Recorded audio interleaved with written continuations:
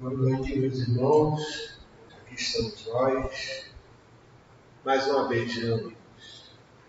Que Jesus possa envolver a todos nós, nos inspirando e nos auxiliando na tarefinha de amor, de aprendizado, que todos nós iremos participar. Como de praxe, vamos inicialmente fecharmos os nossos olhos, elevarmos nossos pensamentos ao alto e mentalizarmos a doce figura do Divino Mestre Jesus e lhes agradecer. Graças te damos, Senhor Jesus, por mais essa feliz oportunidade que nos ofereces na noite de hoje. Ajuda-nos, amigo maior, no nosso propósito. Nos concede, Senhor, a tua sintonia através dos teus mensageiros de amor. E com eles possamos aprender, perceber, sentir as orientações de luz que, por certo, tu nos envia nesse momento. E é confiante, Senhor, na tua presença entre nós, na tua assistência incondicional, que suplicamos o teu consentimento para, em teu nome, iniciarmos os nossos estudos da noite de hoje. Que assim seja. Bom, meus irmãos, o nosso trabalho é dedicado ao trabalho da obsessão e da desobsessão. Antes, porém, peço licença aos irmãos para ler um pequeno trecho do Evangelho segundo o Espiritismo, lá do capítulo 5, do item 1, onde o texto nos diz: Bem-aventurados os que choram, porque serão consolados. Bem-aventurados os que têm fome e sede de justiça, porque serão fartos. Bem-aventurados os que padecem perseguição por amor da justiça, porque deles é o reino dos céus. Está lá no Evangelho de Mateus, no capítulo 5, para a nossa reflexão inicial. Muito bem. E como disse anteriormente, nosso objetivo é conversarmos sobre a tarefa da desobsessão provocada pela obsessão. E para tanto, iniciarmos nossas reflexões, nós voltamos ao Evangelho de Jesus, dessa feita no Evangelho de Marcos, no capítulo 5, nos versículos de 1 a 8, que nos diz: Passaram a outra margem do lago, ao território dos Gerazenos. Assim que saíram da barca, o homem possesso do espírito imundo saiu do cemitério, onde tinha seu refúgio, e veio-lhe ao encontro. Não podiam atá-lo, nem com cadeia, mesmo nos sepulcros, pois tinha sido ligado muitas vezes com grilhões e cadeias, mas os despedaçara e ninguém podia subjugar. Sempre, dia e noite, andava pelos sepulcros e nos montes, gritando e ferindo-se com pedras.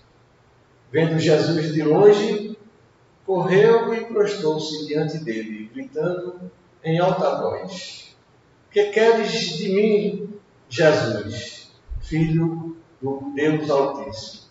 Conjuro-te, por Deus, que não me atormentes. É que Jesus lhe dizia: Espírito imundo, sai deste homem. E nós recorremos a esse trecho do Evangelho de Marcos para evidenciar mais uma vez, porque entendemos ser de suma importância lembrar a todos. Até porque nós sabemos que, eventualmente, algum dos presentes pode estar começando a fazer o seu primeiro tratamento de desobsessão. E precisa compreender que quando nós tratamos da obsessão, quando realizamos a tarefa da desobsessão, não estamos aqui efetivando qualquer atividade nova. ou trazendo qualquer tipo de novidade. Muito pelo contrário. A obsessão é uma realidade que existe desde os primórdios da humanidade. Mesmo antes de Jesus, está registrado no Evangelho que Jesus nos trouxe como prova de que é uma realidade que existe há muito tempo. Tanto que nos outros livros ditos sagrados, quem for buscar, vão encontrar inúmeras passagens de situações onde fica evidente a realidade obsessiva. Então é importante que nós saibamos que não é invenção, não é novidade, coisa criada, coisa trazida pelo Espiritismo ou tampouco por qualquer uma outra religião. É uma realidade que a humanidade existencia e experimenta desde muito tempo. Lamentavelmente, muitos de nós ainda já tendo os primeiros contatos de informação com essa realidade aos dias de hoje, mas simplesmente porque essa realidade, como muitas outras da realidade humana, são distorcidas, são mudadas, convenientemente escondidas, para que seja mais fácil conduzir a humanidade. Então, que nós saibamos que a obsessão não é coisa criada, novidade descoberta, tampouco, pelo Espiritismo ou por qualquer religião. É sim uma realidade nossa, desde os primórdios, desde que o homem é homem. Porém, no seu princípio, antes de Jesus, e lamentavelmente, por alguns até os dias de hoje, sem os conhecimentos trazidos por Jesus, trata com essa realidade, quando a trata, de forma espetacular, de forma escondida, de forma misteriosa, com rituais, com sortilégios e todo tipo de situação que menos esclarece, mais confunde do que qualquer tratamento eventualmente possa dar. E que só com o advento do Cristo é que essa realidade passou a ser tratada de forma clara, de forma simples, de forma direta, para todos os que assistiam ou o assistiam pudessem conhecer que não se tratava de coisa extraordinária. Porém, com o advento do Espiritismo, aí sim lançou-se uma luz a respeito do entendimento do trabalho da obsessão. O Espiritismo é a doutrina que esclarece, de fato. Aí sim podemos dizer que nos cabe, como espírita que somos, a obrigação e a responsabilidade de esclarecer, de informar, de trazer a verdade da luz, esclarecendo o que Jesus nos trouxe, em primeiro momento, para nos ajudar.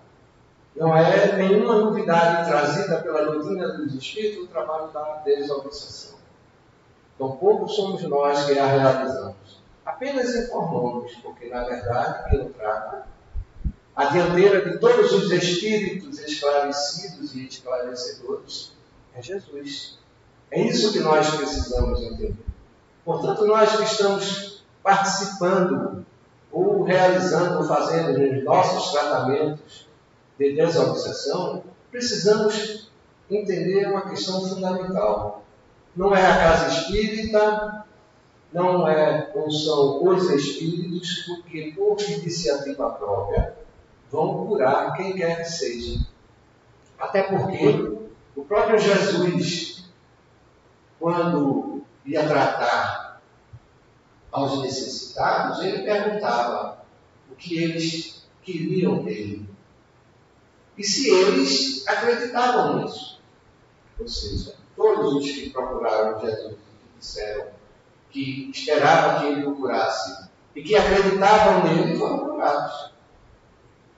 Aí mais uma informação que a doutrina dos Espíritos vem trazer à tona, não como novidade, mas para se fazer entendido que nós, obsediados, temos um papel fundamental no nosso tratamento. E que são os Espíritos que, em nome de Jesus, aí sim, o verdadeiro médico das almas é que nos tratará. Mas se nós não fizermos a nossa parte, quando Jesus próprio anunciou, foi tua fé que te curou. Nós podemos dizer hoje, com outras palavras, se os irmãos que estão, ou que são obsediados, ou que estão vivenciando qualquer situação relativa à condição da obsessão, se não se ajudarem, se não tiverem fé, não é acreditar por acreditar, mas entender as orientações e as informações que a doutrina dos Espíritos nos traz. Não é apenas tomar passe, ou passar na mesa ou assistir a palestra. Não estamos falando só disso, não. Estamos falando da questão não só também da crença, mas do entendimento e da compreensão que cada um precisa ter a respeito da sua realidade e dos passos que precisa dar na sua própria vida em detrimento ao tratamento da obsessão. E nós teremos como questão de fundo a busca da cura. Queremos salientar que esse termo cura nós viemos tratando dele já há pelo menos um ano. É impossível falarmos sobre cura e abordarmos em apenas 45 minutos ou uma hora. Ele é tão profundo que, como já dissemos, começamos a tratá-lo achando que iríamos abordar durante 2 ou 3 semanas, e há mais de um ano estamos expondo as diversas nuances que abordam a questão da cura. Não que pretendamos abordá-los todos, mas que pelo menos boa parte já o fizemos. E que hoje é a continuação, se não me engano, 13ª ou 14ª vez que já tocamos nesse assunto. Aqueles irmãos que quiserem buscar o entendimento daquilo que trouxemos a respeito ou em torno da cura, poderão buscar no YouTube os vídeos que gravamos e expomos lá a respeito dessa temática. O canal é Encontrando o Espiritismo com Silvio Figueiredo. Por que tem que botar com Silvio Figueiredo? Precisa botar só Encontrando o Espiritismo, vai aparecer N vídeos. Vocês colocam no meu nome, vão aparecer diretamente os vídeos que nós abordamos e divulgamos no YouTube. Ok? Muito bem. Na última vez que estivemos aqui, conversamos algumas coisas a respeito do merecimento da cura, evidenciando o pensamento de Herculano Pires, que já nos falou na sua obra Ciência Espírita, a qual mais uma vez sugerimos a leitura como de fundamental importância para a gente conhecer e entender as verdades que a doutrina dos Espíritos nos traz. Nos diz Herculano, ou nos esclarece, ou nos amplia o pensamento de Herculano Pires, porque quem diz a verdade são os Espíritos, que não há privilégios numa estrutura organizada perfeita como a do universo. Porque muitos de nós ainda estão em busca da situação de vida, acreditando na sorte, imaginando que tal situação pode dar certo ou pode não dar certo.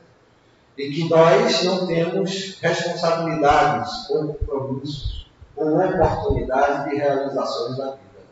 E Herculano evidencia isso em todo o universo. E se nós fôssemos capazes de imaginar toda a organização universal que existe, veríamos facilmente que é simplesmente impossível tamanha organização ter como origem o acaso.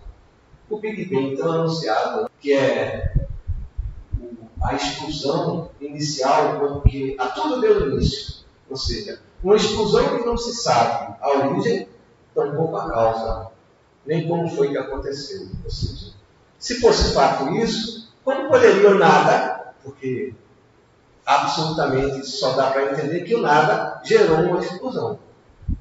Deu origem à tamanha imensidão que é o universo hoje, estimada em mais de 200 bilhões de galáxias. A cada descoberta que o homem amplia sua visão sobre o universo, mais ele vê que existe espaço que ainda não é conhecido. Como cada galáxia com seus bilhões de sóis, cada sol com seus vários e diversos planetas. Simplesmente ter tido como origem o acaso. a ciência humana ainda está muito distante de compreender e entender essa realidade.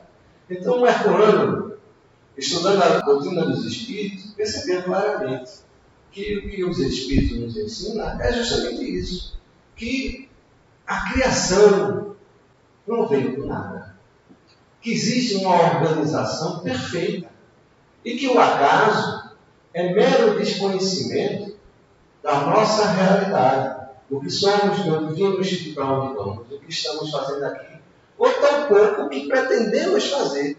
Nós, muitas das vezes, imaginamos, até planejamos, fazemos os nossos planejamentos estratégicos, mas de forma muito pessoal, individual e diminuta em relação ao que existe. Portanto, ao tocarmos na questão do merecimento, é preciso compreender que o merecimento transcende a questão que muitas das vezes nós entendemos ser relativa apenas à condição de crédito e débito, como se fosse uma relação contábil, simples e pura. E não é. Mas, Silvio, por que você diz isso? Quer dizer que nós temos um destino, nós somos destinados a uma realidade? Isso podemos afirmar até certo ponto. Porque sabemos e nos ensina a doutrina dos Espíritos que nós fomos criados para evoluir sempre. E que de nós, individualmente, é que depende essa evolução. É disso que nós estamos falando, é dessa organização perfeita, é dessa oportunidade que geramos e que temos dentro da nossa realidade. E que o merecimento nada mais é fruto da oportunidade que nós eventualmente possamos participar ou criar para nós. Porque é importante lembrar e fundamental entender que todos nós somos criados. E como a parábola dos talentos nos recebe, recebemos do Criador os talentos existenciais que todos nós o detemos. E com esses talentos, ou escondendo, ou usufruindo, ou utilizando dele para multiplicar-se, podemos avançar ou retrogredir. É isso que a doutrina dos Espíritos nos ensina. É isso que tenta nos Espíritos nos esclarecer a respeito do merecimento. Que o merecimento é uma conquista antes de mais nada. Não é porque simplesmente eu já sou um espírito evoluído, eu sou um espírito velho, eu sou um espírito novo, que tal ou tal situação de vida vai me conduzir. Efetivamente, o que nos leva, o que nos conduz em nossas vidas são as nossas escolhas. Aquilo que queremos e que pretendemos fazer de nós mesmos. Parece até uma coisa simplória, mas não é. Tão importante quanto o próprio existir, a questão da consciência. E é esse entendimento que muitas das vezes nos faz arrastar toda sexta-feira para a casa espírita. Não que a casa espírita seja a salvação, ou tenha a salvação, porque a salvação está em nós, e nós temos a salvação em nós, desde que nós busquemos fazer por onde merecer. Não é o acaso, não é a oportunidade pura e simples, de sorte ou falta de sorte, que vai me dar a condição de existenciar ou lograr qualquer êxito na minha realidade, ou na minha evolução, ou no meu atraso. É a forma com que eu encaro a dor e a alegria, o sofrimento e a satisfação que me proporciona a realidade existencial de evoluir ou retrogredir. É isso que me dá a condição de acreditar. Quantos de nós temos notícia das potencialidades e oportunidades de vida que eventualmente nos toca e que nós simplesmente deixamos para depois? Porque estamos regidos literalmente por valores situais ou situacionais voltados para a realidade material que nós habitamos, ou que nós existenciamos. Nascemos e fomos criados com determinadas necessidades e conduzidos segundo algumas informações que nos direcionam a uma realidade existencial que nos sugere a construção de uma vida essencialmente material. Sem nos darmos conta do mundo invisível, sem nos apercebermos, muitas das vezes rejeitando, negando até a influência da espiritualidade, optando por uma vida essencialmente material, vamos deixando as oportunidades passarem. E a questão do entendimento do merecimento fica numa condição de pouca compreensão. E aí, muitas das vezes, as insatisfações, as queixas, que a vida é madrasta, que eu não tive sorte, e não compreendemos muitos quadros de dor que nos aparecem em nossas vidas, nas nossas vidas pessoais e coletivas. E aí, a terapêutica espírita, de onde vem então? Já que nós estamos nos referindo à doutrina dos espíritos, e facilmente todos nós poderíamos responder que ela vem certamente dos espíritos. Mas os espíritos que estão a nos conduzir estão realizando uma missão. Eles não detêm essa realidade. Todos eles, inclusive os que participaram da transmissão da pontificação, estavam sob a égide de nosso Senhor Jesus Cristo.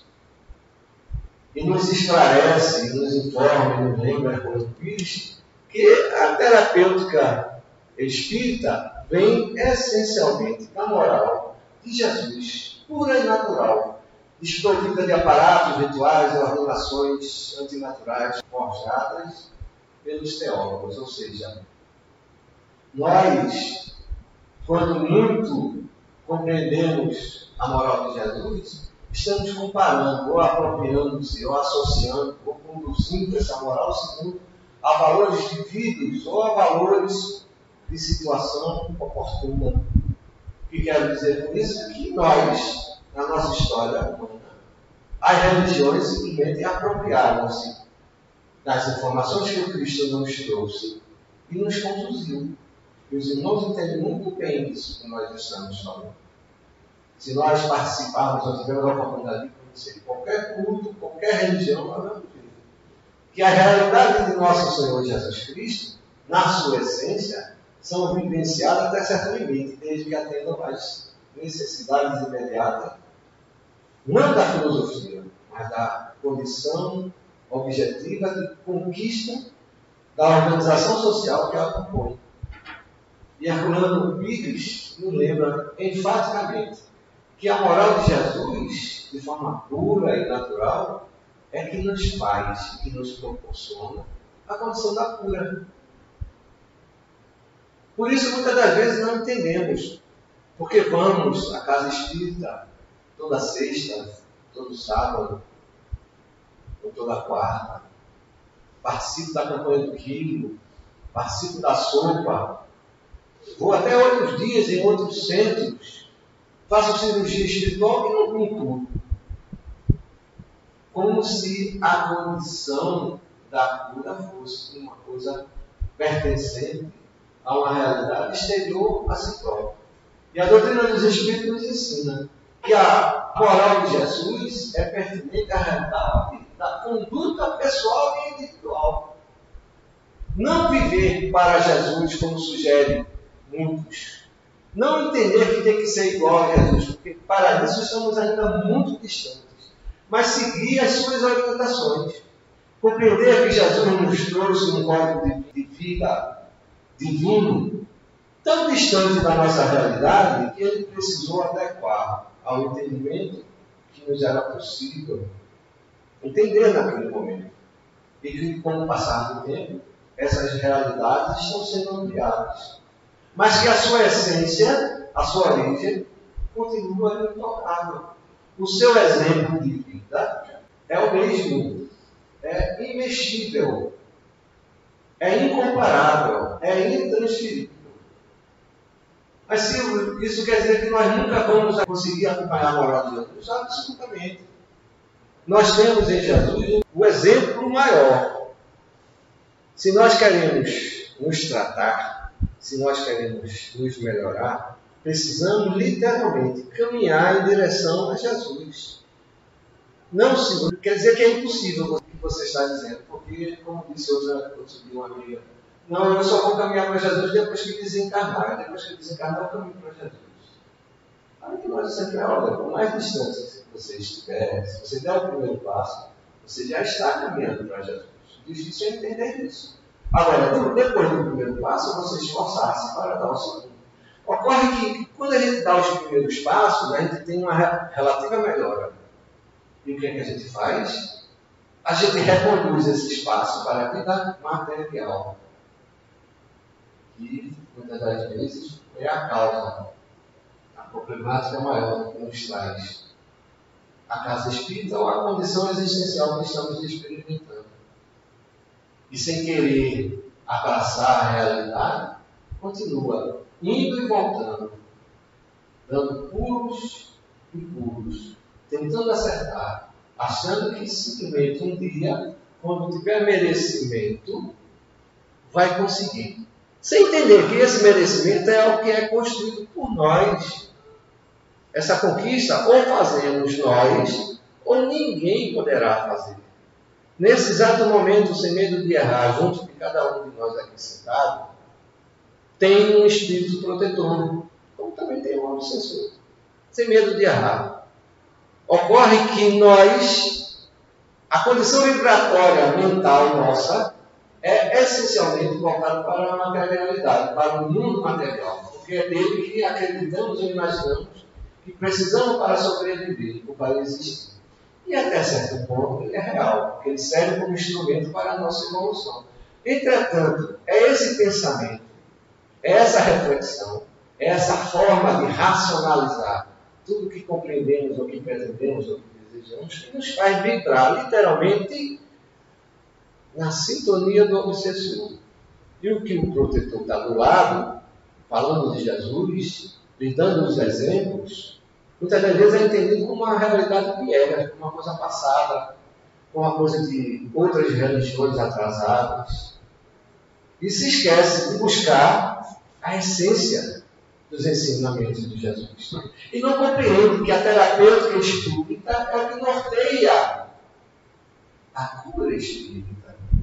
E que essa terapêutica, essencialmente, tem como primórdio, tem como princípio, estar focada na moral de Jesus. Que a terapêutica espírita existe não é para curar corpos, não é para curar o meu câncer, ou a minha dor de cabeça, ou o meu fogo, ou a cirurgia que eu tenho que fazer. Não. Tudo isso são objetos, instrumentos materiais, pertinentes ao nosso organismo físico, para despertar o nosso espírito. E que nada mudará se, principalmente, eu não mudar a condição de entendimento espiritual, ou seja, o meu espírito, que terá como consequência ao mundo material, ou ao meu corpo físico. Posso eu, eventualmente, até fazer uma cirurgia de câncer e ser retirado o tumor. E o que é que os médicos dizem? Eles estimam que precisam pelo menos de 5 anos para que não se manifeste o câncer, para que possa se afirmar que houve cura. Entretanto, há tumores que voltam antes dos 5 anos e posterior aos 5 anos. Mas a realidade comportamental, a condição moral do ser continua a mesma. E aí nós perguntamos, houve cura? Há diagnóstico que precisa fazer transplante de rim, de fígado, de coração. E as pessoas até fazem, e até melhoram no primeiro momento. E não percebem, não se apercebem, que está sendo protelado o dia do compromisso. Está sendo dado mais uma oportunidade da mudança interior, da reflexão espiritual que nós precisamos fazer a respeito da vida. Porque se nós estivéssemos vindo para cá para determos a vida material, para sermos donos da vida material, ficaríamos aqui eternamente. E não temos isso. Ninguém ficou aqui eternamente. Pelo contrário. Até então, todos nós chegamos. Todos nós vamos partir. Isso é uma realidade inexorável. Não podemos fugir dela. Entretanto, enquanto habitamos aqui, nos abraçamos com essa realidade como se fosse a última. Sem entender que você precisa abraçar essa realidade como instrumento e como exercício intelectual para aperfeiçoar o seu moral. Não apenas o intelecto. intelecto é um instrumento para você aprimorar o seu moral. E dificilmente a nossa humanidade chega a esse ponto de entendimento. Por isso estamos aí há mais de 2000 anos, mesmo com o Evangelho de Jesus, que é o Espiritismo, sem entender as nuances que Jesus nos trouxe a respeito das suas orientações. Imaginando sem apenas condições de uma religião ou de um ser religioso que apenas fundou uma religião. Na realidade, ele não fundou a religião. Ele falou em religião. Ele viveu a religião. Mas a religião foi criada e apropriada por nós. Mal interpretado, mal compreendido, apropriado das realidades crísticas, imaginando sermos possuidores de grandes coisas. E quando a gente se apropria da realidade, da verdade maior crística, a gente descobre que não é dono de nada. Quando nos apropriamos dela verdadeiramente. Mas muitos de nós ainda está vivendo, não para a religião, mas da religião. E esse é um dos grandes enganos. E nos lembra, Herculano Pires, que a terapia espírita nos dá o socorro possível na medida exata da nossa capacidade de recebê-lo. Ou seja, muitas das vezes, o tratamento que nós recebemos é só uma melhoria momentânea para você refletir. Aquele transplante que nós fizemos e que nos prorrogou a vida por mais um ano, por mais 2, por mais 3, ou por mais algum tempo, foi, na verdade, uma prorrogação que nós tivemos. Como se dá um jogo de futebol. No final não tem uma prorrogação. Não era para acabar o jogo, mas o jogo não acaba. Os juízes lá de cima, vendo os nossos esforços, vendo os nossos atropelos, vendo as nossas dificuldades e as nossas possibilidades, nos dão uma prorrogação.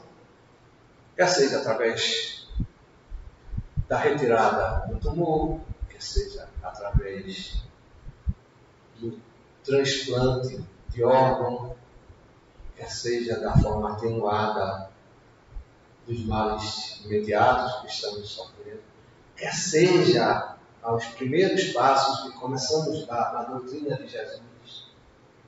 Ou seja, é observando a nossa realidade de busca é que nossas vidas podem ser mais influenciadas pela terapia espírita ou não.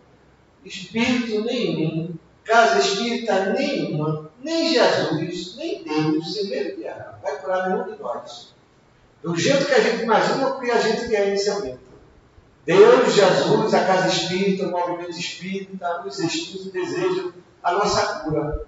Como antes falamos, tem um protetor junto de cada um de nós. Mas eles não farão a nossa parte.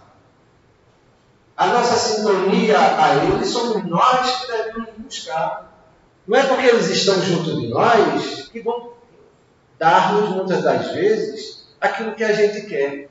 Mas farão de tudo para nos dar aquilo que a gente precisa. E muitas das vezes não entendemos que o que a gente quer é totalmente diferente daquilo que a gente precisa. A evolução espiritual é uma realidade inexorável que vamos ver por toda a eternidade. Mas a gente está objetivando apenas mais alguns anos. Podemos imaginar, ou temos como perspectiva de vida, lograr mais do que 100 anos de vida. E nós perguntaríamos o que é 100 anos de vida diante da eternidade. Aonde vamos chegar com a nossa pós-graduação? Ou com a nossa graduação, vamos ser mais modestos? Ou aonde vamos chegar com um empreendimento que dá tanto lucro? Não muito longe.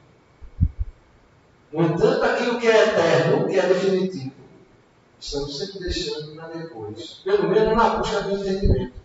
Porque é mais fácil e conveniente viver os prazeres imediatos.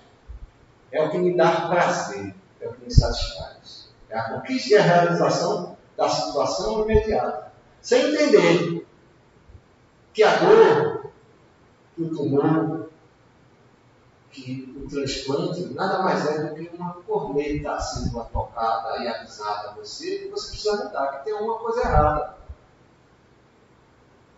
As limitações físicas as limitações mentais tão comuns na nossa realidade.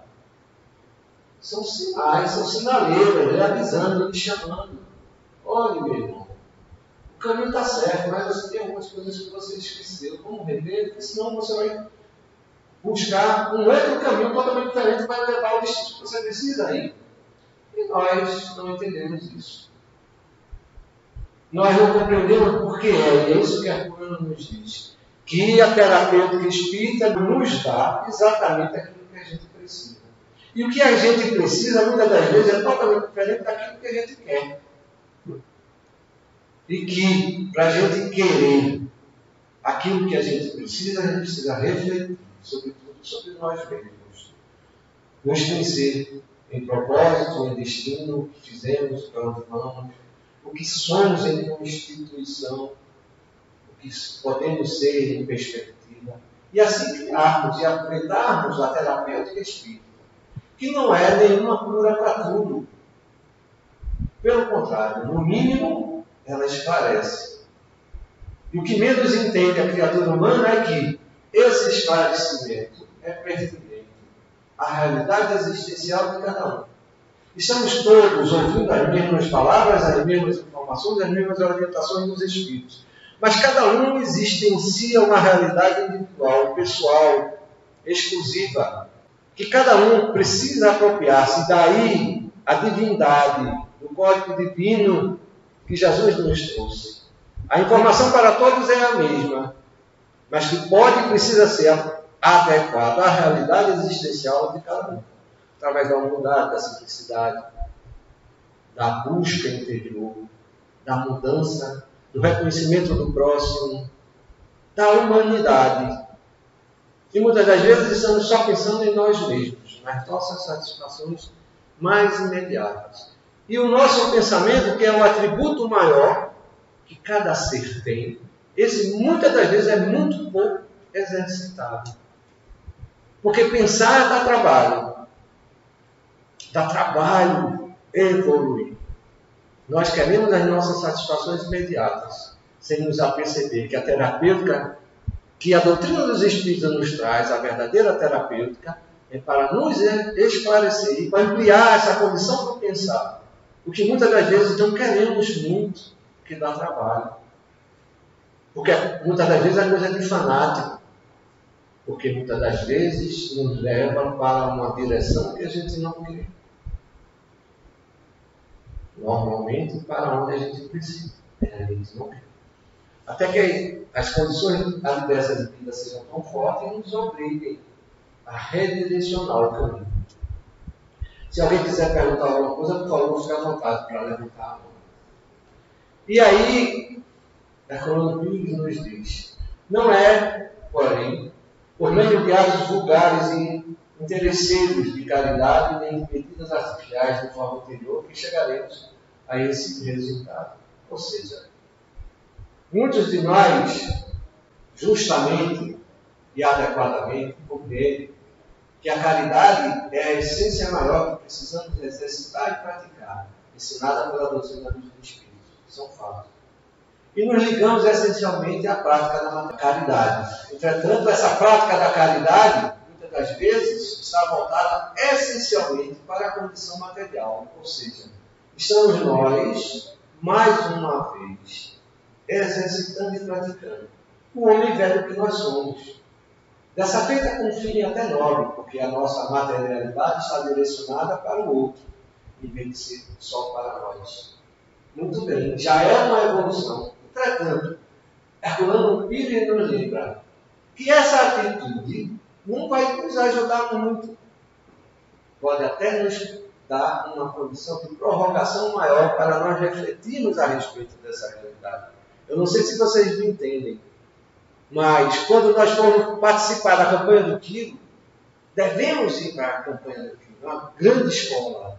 Quando nós formos distribuir a sopa, quando nós formos dar uma camisa a um mendigo, quando nós formos ajudar alguém, que essa atitude não seja da fazer porque Jesus me ensinou. Não, porque Jesus disse que eu tenho que fazer isso. Jesus até nos ensina e nos diz o que devemos fazer. Entretanto, a nossa atitude tem que ser Eu aprendi com Jesus e quero fazer isso porque eu sinto a necessidade de vibrar na mesma sintonia de Jesus. É esse entendimento desinteresseiro que a gente precisa alimentar dentro de nós, para podermos um dia alcançar, quem sabe, as palavras de Paulo, que nos disse que não era mais ele que vivia, e sim Jesus que vivia dentro dele. É isso que Paulo quis dizer. Não é porque ele fazia as coisas que Jesus fazia, não. É porque ele vibrava na mesma sintonia do Cristo. Para ele, a vida não tinha sentido senão os valores crísticos. Muitas das vezes nós estamos nas religiões, nas organizações religiosas, indo para a casa espírita, fazendo o tratamento espiritual, sem entender a parcela que cada um de nós precisa. Não porque fulano disse, porque Beltrano disse, não porque eu vejo tão fulaninho se dando bem, aí eu vou também. Não porque os outros dizem que é para fazer, eu vou fazer também porque é bom. Não. Você até no primeiro momento, por uma questão de despertar, você vai pela questão ou pelo convite dos outros. Mas que a partir daí, então, você desenvolve em você a sua realidade interior. Ou não venha, meu irmão. Porque essa realidade só vai existir de ser realística se você entender. E é disso que a doutrina dos Espíritos fala. É disso que a doutrina dos Espíritos nos esclarece.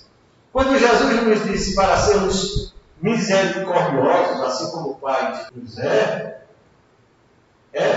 tentando nos ensinar há 2000 anos atrás, com as palavras que nos eram possíveis entender à época, que a nossa condição misericordiosa, que deveria habitar em nós, teria que ser semelhante ao do Criador. E qual é o objetivo da misericórdia do Pai? Se não dá pelo amor, se não dá para a melhoria de nós. E é essa comparação que Jesus nos faz, nos diz, nos orienta, que a misericórdia que precisamos exercitar em nós tem que ser uma semelhança muito grande à do Criador, ou seja, uma misericórdia desinteressada. É disso que Herculano Pires nos fala em Ciência Espírita. E que muitas das vezes esquecemos de ler, até porque hoje é de graça. E que muitas das vezes o que é de graça não tem tanto valor. Nós precisamos comprar um livro caro, novo, recém-lançado, falando de espiritismo, falando o que Herculano não fala, para poder ler o doutrina espírita. Mas como é de graça, muitas das vezes a gente não quer. E não entendemos sequer ainda, mesmo esclarecido, ampliado, explicado, justificado, como Herculano nos traz, as palavras do Cristo, porque Herculano está falando apenas repetindo as palavras do Cristo, ou seja, fazendo jus à origem da terapêutica espírita, que são as palavras e o ensinamento de nosso Senhor Jesus Cristo. E como é difícil falar de Jesus? É difícil falar de Jesus. Não é fácil falar de futebol, de política, da vida dos outros, das perspectivas profissionais, das realizações materiais, do que está acontecendo no mundo. Vai falar de Jesus? Ah, muito chato. É chato porque toca. E quando não toca, não é entendido. E é por isso que não toca. Porque quando é entendido, toca. E quando toca, leva você a uma mudança, leva você a uma reflexão. E quantos de nós está disponível a querer fazer essa reflexão e essa mudança? Não, é uma coisa que não é factível. O meu mundo não permite. Hoje minha vida é totalmente diversa. É voltada essencialmente para a vida material. Eu preciso criar meus filhos, eu preciso concluir minha faculdade, eu preciso exercitar o meio onde vivo, quer seja social, quer seja político, quer seja profissional. E nos esquecemos, invariavelmente, que todo esse meio nada mais é do que, como o próprio nome sugere, um meio para você chegar a um objetivo maior. E nos esquecemos que esse meio, como se ele fosse um fim. Lutamos e nos abraçamos por ele. Como se a tudo devemos acreditar ou buscar nele. E esquecemos que a casa espírita é a grande oportunidade. Ou como qualquer uma outra religião. Não estamos advogando aqui no torno do movimento espírita, não. Estamos falando em nome de Jesus, se assim ele nos permitir nos orientar. esquecemos dessa realidade e aproveitamos aquele momento existencial em torno de uma religiosidade pretensa, que muitas das vezes é isso que nós vemos dentro de nós, uma pretensa religiosidade, porque muitas das vezes foi a única resposta que encontramos, ou pelo menos se aproxima daquilo que seja real, foi o único lugar que nos deu como resposta para estarmos lá, ou vivenciarmos lá. Mas encontramos, de alguma maneira, uma forma, uma maneira de adequar aquele meio às nossas perspectivas, aos nossos interesses. E esquecemos de onde vem a terapêutica. E aí, tudo volta. E aí a necessidade do transplante volta a incomodar. O transplante não tem sucesso, ou não logra êxito depois de X número de tempo.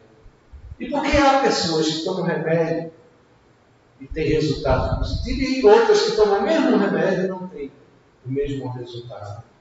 Porque cada um tem uma realidade existencial. Cada um tem uma necessidade evolutiva. Por que cada um sentado aqui tem uma resposta diferente? Se acabaram de ouvir as mesmas informações. Se a doutrina dos Espíritos, a doutrina crística, é a mesma para todos nós. Nós somos, em essência, iguais, filhos de Deus. Mas por que somos tão diferentes? Por que as respostas das nossas vidas são tão diferentes?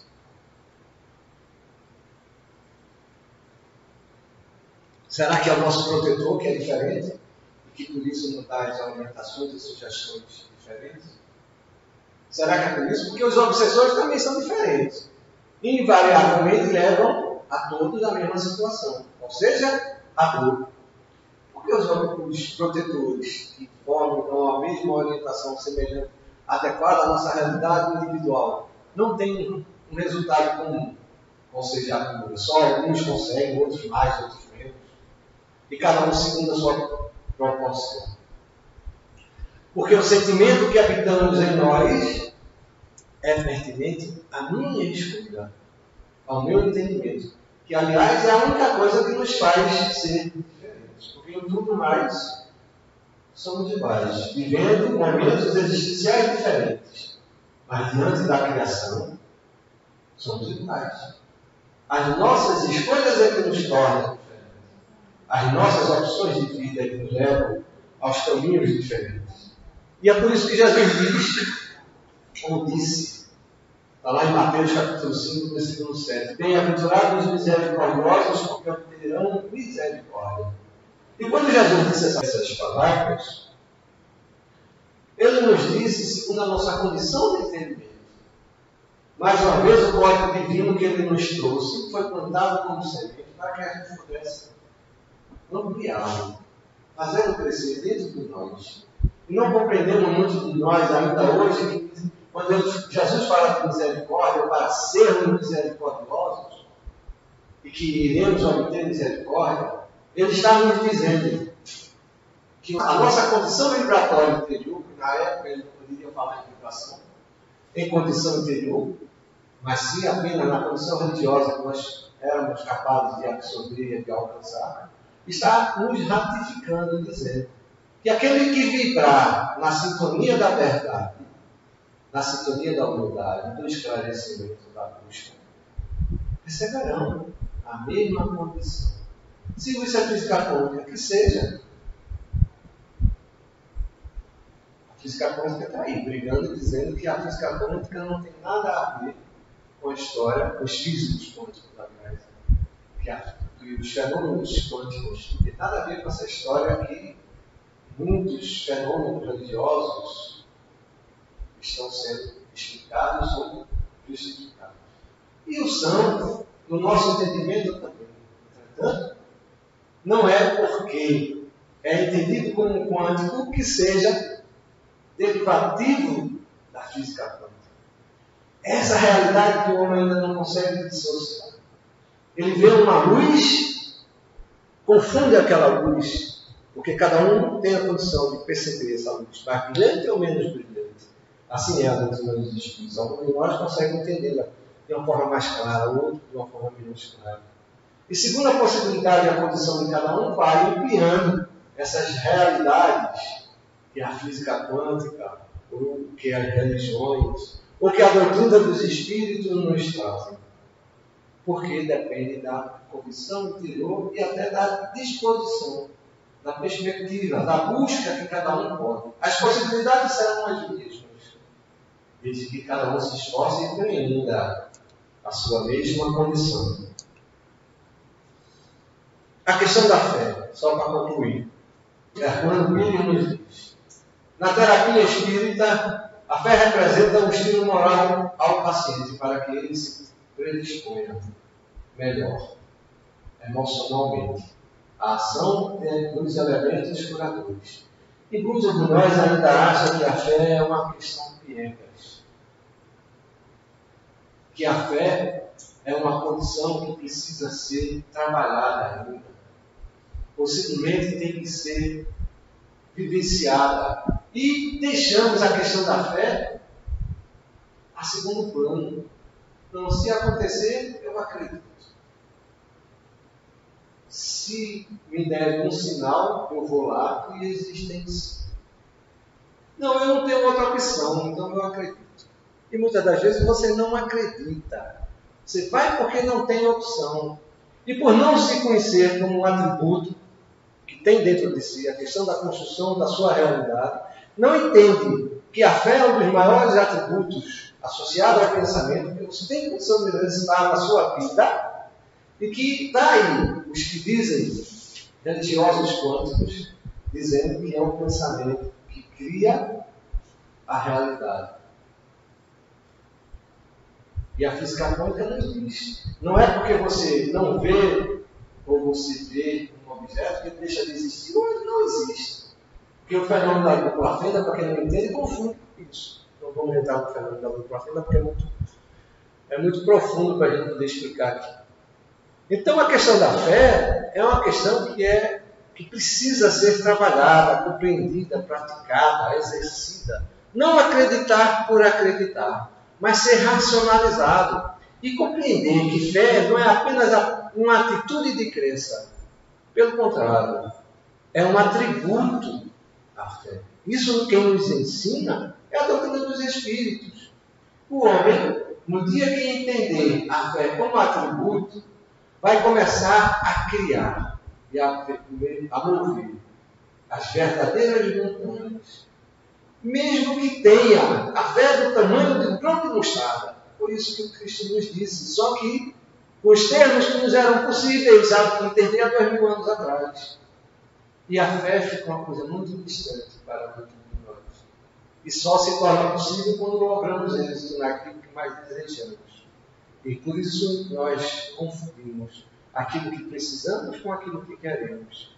Porque aquilo que queremos nem sempre nos é dado. Porque o que a gente precisa é outro. E aí vem a questão da fé, a questão da dúvida, a questão do receio. E a cura deixa de ser uma coisa possível para se eu merecer. A questão do merecimento que iniciamos. As nossas palavras da noite de hoje nos referem a ele. Sem compreender o significado que vem a ter e que nos ensina a doutrina dos Espíritos a em torno da fé e do merecimento. Como bem, meus irmãos, a questão da cura é bastante ampla, profunda, dá espaço para a gente conversar muito. E nem tocamos em 30% do que nós trouxemos. Estamos lá no milagre de 18, quando temos pelo menos uns 35, 40 milagres para tratar só dessa parte da cura. Voltaremos, se Deus nos permitir, a conversarmos aqui mesmo, em outro momento, em torno dessa temática que é tão importante compreender em nossas vidas. Chegamos ao final, infelizmente o tempo não nos permite continuar. Muito bem. Então, como no início, vamos fecharmos os nossos olhos, elevarmos os nossos pensamentos ao alto e agradecer. Graças te damos, Senhor Jesus, por mais essa feliz oportunidade que nos ofereceste na noite de hoje. Graças te damos, Mestre Divino, e apesar das nossas modestas limitações, nos concedes um verdadeiro banquete de luz onde os teus mensageiros de amor vêm nos proporcionar a oportunidade do esclarecimento. Ajuda-nos, amigo amor. Toca nossas mentes, nossos corações, para que em razão e emoção possamos despertar e compreender as tuas verdades. E assim, Mestre amado, mais uma vez te agradecendo por tudo, suplicamos o teu consentimento, Senhor, para em teu nome finalizarmos os nossos estudos da noite de hoje. Muita paz para todos.